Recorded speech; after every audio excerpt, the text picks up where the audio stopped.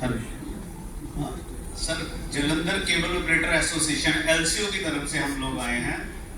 आपने बहुत बढ़िया हमें सारा, मेरा सनी चोपड़ा जलंधर से एलसीओ 164 मेरा लाइसेंस नंबर है केबल टीवी का। मैं छोटी सी एक बात बताना चाहूँगा इसके पहले आप शुरू करें कि कोई भी पेंडिंग मैटर या कोई भी पर्सनल मैटर डिस्कस नहीं कीजिएगा, प्लीज गो अहेड। जी सर बताएं। सर सबसे पहले तो हम आपको धन्यवाद देते हैं कि 8 साल बाद आपने ये जुडिशियल कमीशन है जो दोबारा एक बार केबल ऑपरेटरों की आवाज़ सुनने के लिए बैठे। आप इससे पहले भी साल 2015 में ऐसे ही चेयरमैन साहब आए थे टीडीसेट के, सुप्रीम कोर्ट से जज साहब भी आए थे, हाई कोर्ट से भी जज साहब आए थे, पूरा पैनल बैठा था। और एक बदकिस्मती से हमारा जो केबल ऑपरेटर भाई था मिस्टर जस्सी, उसने यहाँ पे सुसाइड कर लिया था सर। वो आपका ये जुडिशियल कमीशन कंप्लीट नहीं हो सका। मगर उसके बावजूद जो मांग हमारी 8 साल पहले थी, हम लोग 8 साल से आपके इंतजार कर रहे थे आपके चरणों की कि आप एक बार दोबारा भी आएंगे। जो 3 लाइसेंसी आपने अभी पूरा एक्टिव समझाया है हमें, इसमें 3 आदमियों को आपने सरकार ने लाइसेंस दिया है, ब्रॉडकास्टर को, एमएसओ को और एलसीओ जिसको आप लोकल केबल ऑपरेटर बोलते हो, जो आपके केबल टीवी एक्ट से पहले का काम कर रहा है। 1990 से जो इस बिजनेस में काम कर रहा है, जो आज बूढ़ा भी हो गया, उसके बच्चे हो गए, उसके दोते पोते हो गए हैं, और वो आज भी वो मर रहा है, उसका कोई हालात नहीं आज तक कोई उसके देख रहे। जितने इस बिजनेस में लोग हैं सर, पहले भी हमारा जो भाई था जिस दिन 2015 में जुडिशियल कमीशन आपका बैठा था, तब भी हमारी एक मांग थी। 23 केबल ऑपरेटर्स ऐसे थे जिसका बिजनेस, तभी भी आपके जुडिशियल कमीशन ने पूरा एक्ट हमें समझा दिया, सबकी ताकत बता दी कि सरकार की ताकत बता दी, आपका सक्सेस रेट बता दिया, केसेस के बारे में बता दिया। मगर एक चीज आपने जब तब भी नहीं बताई और आप आज भी साइलेंट हो, वो है माफिया।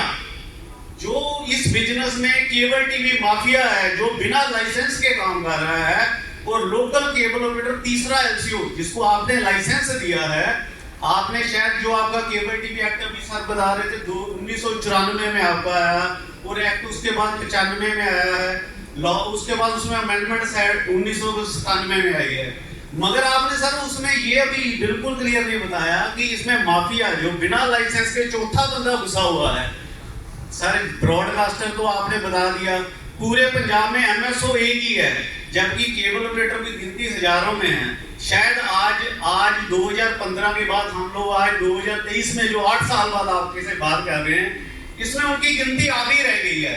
जो आधा केबल ऑपरेटर, जो ट्रू केबल ऑपरेटर है, जिसने ये बिजनेस स्टार्ट किया था, केबल टीवी बिजनेस है, हम लोगों ने स्टार्ट किया था ग्राउंड के ऊपर। हम लोगों ने एक वीसीआर से लेके और अपने कंधे के ऊपर सीढ़ी लेके ये काम स्टार्ट किया था।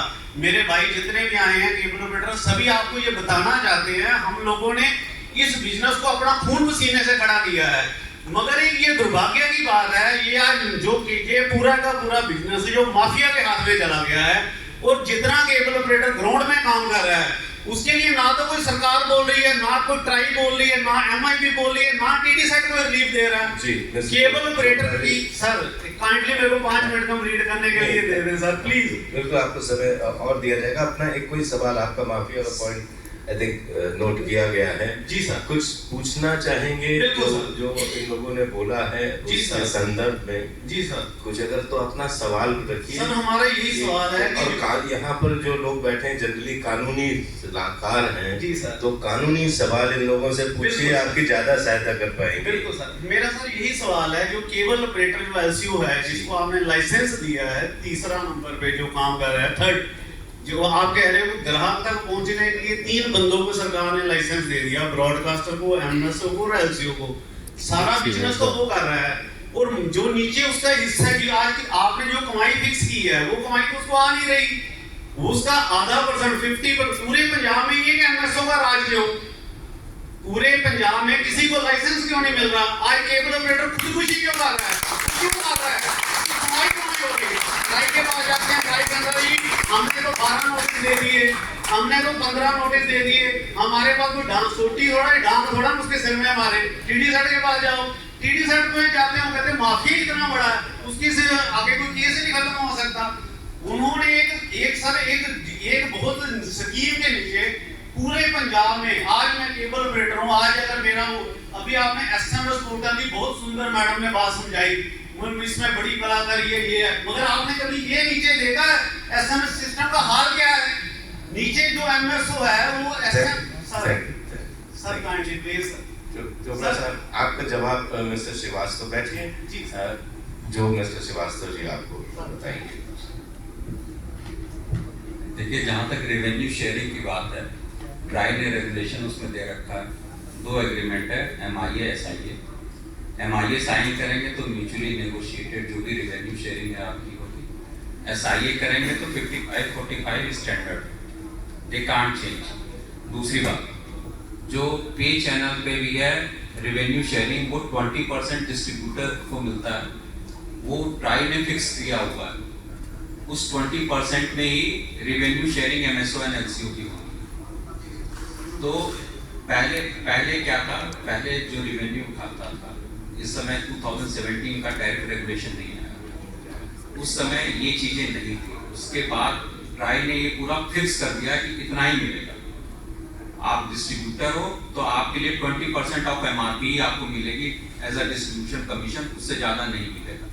तो ये सब ऑलरेडी लॉ के अंदर बंधे हुए हैं, तो कोई अपनी जेब से देना चाहे वो उसकी मर्जी है, लेकिन अंडर द रेगुलेशन यही दे सकता है। सर श्रीवास्तव जी आपने बहुत बढ़िया। Thank you mister Srivastava. Chopra साहब, आप एक मिनट सर, आपको मौका मिलेगा। देखिए आपके मित्र पीछे से वो भी कुछ बोलना पूछना चाह रहे हैं। सर ये डिस्ट्रीब्यूटर है, नहीं की तो कंप्लेंट है।